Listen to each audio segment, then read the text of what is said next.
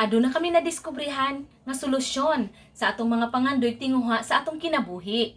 Ako di ay si Lucy Umpok Bahian, taga Cagayan de Oro City. O gagong bana, Si Ramil Bayan, lumad gimi nga taga Cagayan de Oro City. Ug na namin nagpuyo karon dere sa Ontario, Canada. Ug na may dugo anak, 20 anyos o 14 anyos, puro lalaki. Ako samtang nagtrabaho sa usa sa mga manufacturing industry dinhi sa Canada. unya ako sa ako ka caregiver, usa ka kami duha, usa ka alagad sa Ginoo, o usa sad kami sa katagiya sa Digital Business Owner. So way back 2008, giadto ko sa Hong Kong, ako ni silang gibiyaan, nahimo siyang nanay, nahimo pud siyang tatay. Kay tungod lagi sa among mga pangandoy sa kinabuhi nga mahuas pud ta sa atong mga kalisdanan. So tuod man giadto ko og Hong Kong, sa adlaw dili ko katarong og trabaho kasi ko gunahuna nila kanaon sa akong pamilya. Sa gabi dili ko katulog, plus ang ako pag yung amo grabe gyud kay sa nga tanan kabuutan ko nga na lang baliktaron na lang nato. So mauna karon nga pero ang among pangandoy gyud nga sa among kuan nga makaanhigi ko og Canada.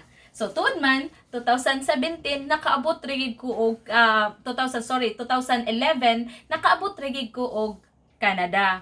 So dinhi sa Canada, 16 hours ko nagtrabaho, 10 hours, 12 hours, 14 hours tungod lagi kay paspasan nako kay magtigo man ta kay ako man silang kuhaon kay mo man among pinakagol nga kuhaon na mo sila magkahiusa mi nga pamilya.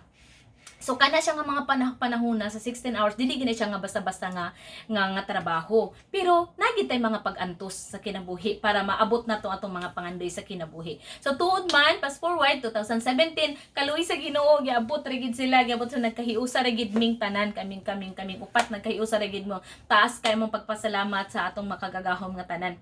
So nana sila dinhi tungod kay sa taas nga mga panginahanglan din mga taas makayang tanang living din standard.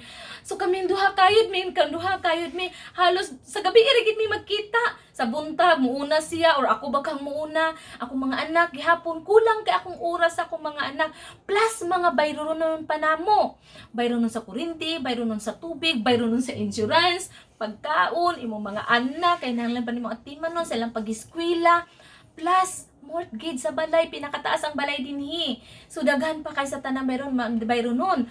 So kami nagpuyo regid mi nga paycheck to paycheck.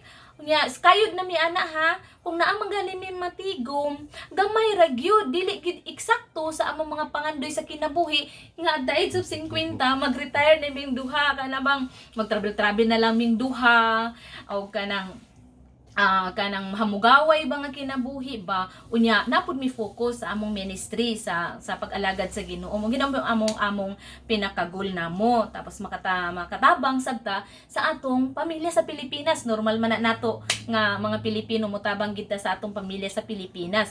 So karon yung ko kung ani ni atong pamuyo nga paycheck to paycheck min duha kay nanglan nangita gid mig solusyon kung doon sa mertuhimo na ni dingan ngita gitag solusyon ani. So salamat sa Ginoo kay gitubag gid niya among mga pangandoy sa kinabuhi ang among mga prayers kay giadto mi party nakaila kog amiga didto nga naa siya gi-share sa mo siya day nako i-share sa imuha na kaning link i-share ni lantawan ni day basin day para ni sa imo kay doable man ni kung kaya nako ni day kaya po na nimo sumuto nga pag-abot mo sa balay wa mi naglangan gilantaw din na namo. So paglantaw namo kay mao man gini among gipangita nga naara ta sa balay magtrabaho legit siya registered siya unya kanang night training kanang lami kay paminawon ko nga ala kay nanglan kita magsugod ani di so tuod man wala jud mi naglangan nagsugod din mi diretso. So salamat sa Dios kay amo ning gisugdan sa among pagsugod karon ang among kinabuhi karon nahamugaway in the sense nga nag part time na lang ko siya na lang ang nag full time sa pagkakaron. So aduna na ko'y time sa akong pamilya sa akong anak sila makaluto nako pag-abot niya nano ko sa sulod sa balay sulod sa balay. So salamat sa Dios, salamat sa buhay sa akong amiga kay nahimong nahamugaway ang among kinabuhi panginabuhi karon. So naami karon mga kaigsuunan kay amo puning i-share sa inyo ha kay kung okay sa amuha na improve mong kinabuhi, why not di ay diha pod sa inyo so muna nga wa gyud mi naglangan og amo po ning ipaambit sa inyo nga among nakita nga negosyo. So karon i-click lang ninyo ang among link www.lucyramilbahian.com. So doable man ni siya, so register your name, ay ilagay ninyo ang pangalan o ang inyong email address. Then send you the full info. So kung kamo nangita mo mga kaigsuonan og sama sa among nakit-an karon log in lang gyud mo sa among website www.lucyramilbahian.com. So, mauna niya atong kasulbaran. So kung ang Ginoo nagauban ka natong tanan, wala gi imposible sa atong mga pangandoy sa kinabuhi, aduna gayoy katumanan. So God bless og daghang kayong salamat mga kaigsuonan.